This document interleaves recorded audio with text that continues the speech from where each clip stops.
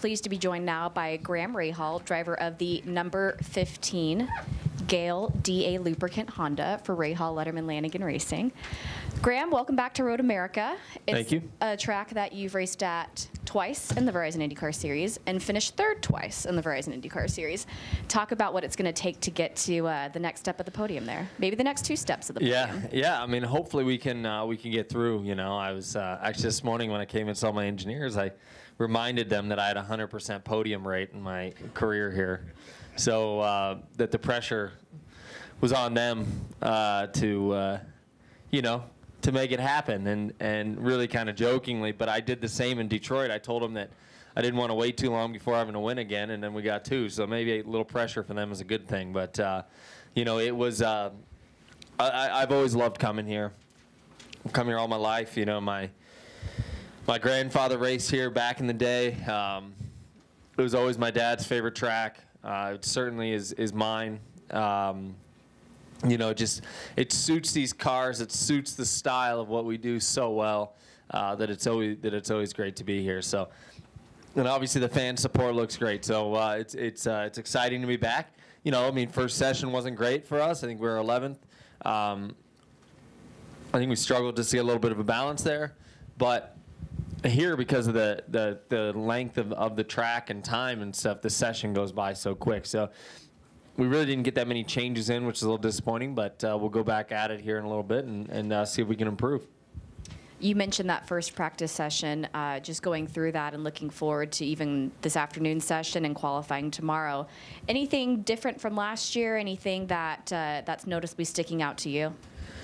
No, I mean, everything seems to be the same. You know, for us, we started with a very similar setup to what we ran last year with a little modification based on the Grand Prix at Indy, and it didn't really seem to translate for whatever reason. So we were a little off there. I mean, obviously the tire, I think, is a little bit different than what we ran here last year. So that seemed, for our team, that's thrown the biggest kink in our system all year. You know, there's been times that we've hit, and there's been times that we've certainly missed, you know, from a tire perspective. And so that's been a little bit of a challenge. But, no, I mean, it all seems the same. You know, it's, as I said, it's great to be back here. You know, this track is just, it's excellent. So it's great to be out there. You're obviously very excited about being back here at the track, but it seems like you also just in general enjoy the area. Did you go out and play some golf yesterday? Well, the people at Kohler always treat me well. So, you know, I've loved working with them and have a great relationship with them. So, yeah, yesterday they invited me to go play a Whistling Straight. So when you get that invitation, you certainly don't turn it down. And that was only my second round of golf, and since before May. So it was nice to get out and swing them a little bit. And I played pretty well. So obviously, you know, I haven't played enough to pick up any bad habits. So it was nice to get out. Just a beautiful, beautiful course. And you know, and then last night we did our appearance at Woodlake Market. But it's always a lot of fun, you know, to be here. I was telling some fans last night, you know, as a driver, what we feed off of is, of course, if the racetrack's good, that helps. But we feed off the fans, you know, the environment, the atmosphere that's presented to us. And when you come here, you know, people are so excited about it. Fans from all over. It's not necessarily just this region, but you know, people really embrace it, and it means a lot. You know, we show up at the market last night, have a great crowd. You know, that doesn't happen everywhere, so it means a lot to us. So yeah, I love coming here, and I've spent many, many, many days running around terrorizing this place, like Mid-Ohio, really, very similar for me. You know, last year I actually got on the scooter, went out in the infield, or all over the place over there. Out, I guess not necessarily the infield, but you know, looking, you know, driving down all the roads that I remember. Obviously, there's some new ones down going into Canada Corner and stuff that none of that path was never there. The side of the mountain was right up to the side of the track. So, you know, it's changed a little bit, but you know, just an awesome, awesome racetrack and a lot of great memories. Did you do the zip line? No, I haven't done the zip line. Maybe that's next on the list. I don't know about that. Questions for Graham. I mean, it's cool, but yeah. It's pretty high up. It's high, yeah. Questions for Graham. Tony? Graham, how does the race distance going to change strategy this year? Do you think it opens up a 4-1 or some stuff? You know, Tony, I'm afraid we didn't lengthen it long enough because we can still make it in 3 stops. And now it just becomes a severe fuel-saving race. which isn't what we wanted to do. We did the same thing in Long Beach this year. If we're going to lengthen these races, we got to lengthen them, and 5 laps isn't enough. So, basically the stint length that I did last year on my, I want to say first or second stint, whatever my longest stint was, that was enough to get there. So we just have to hit our number and try to get there. I mean, with fuel saving, I think when I looked at the strategy, it's about 28 seconds faster to do a 3-stop over a 4 because pit road is so long here. We have the pit speed limiter starts at the bridge, and it takes forever. So it's a big time loss. But, we'll see. I mean, a yellow or 2 in there will completely change this thing. Well, I just don't bank on yellows anymore, as you guys could see with our strategy in Detroit.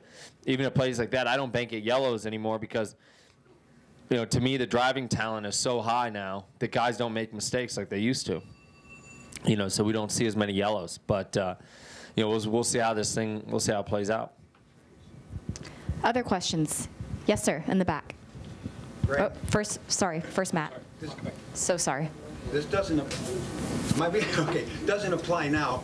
Double points race at Indy you had one. You're going to finish up the season with double points. Over the last 3 races, you've made quite a jump in a point race. What's your opinion of doubles? Well, I'm not a big fan of the double, but I mean, it certainly has made it interesting. It's benefited me in the past. Last year it really helped us. The year before it killed us in the championship. So. I'm not a huge fan of it, but it is what it is. I just don't think IndyCar racing is so competitive. To me, we don't really need to trick up the system, like you see in other motorsports and stuff, because when you come to the last race, there's gonna be plenty of guys in contention anyway. So, but it is what it is. It's been that way for a couple of years. Obviously, I was disappointed at Indy. When we got that flat tire that took us out of really, well, first of all, a shot to win the Indy 500, but second of all, it took us out of a really good points-paying position either way. So that hurt us. But, yeah, the last three races, we've been on fire here. So hopefully we can keep it up. I feel like we're kind of hitting this mid-season form that we always try to. Our biggest job as a team is to try to carry that on. A couple years ago when we were in the championship hunt, we lost that momentum, the last 2 races. So hopefully we can keep it going here. Matt? A lot of guys have said that you're really about to go on a tear just because the schedule really lines up well for you, especially on the road and street course side.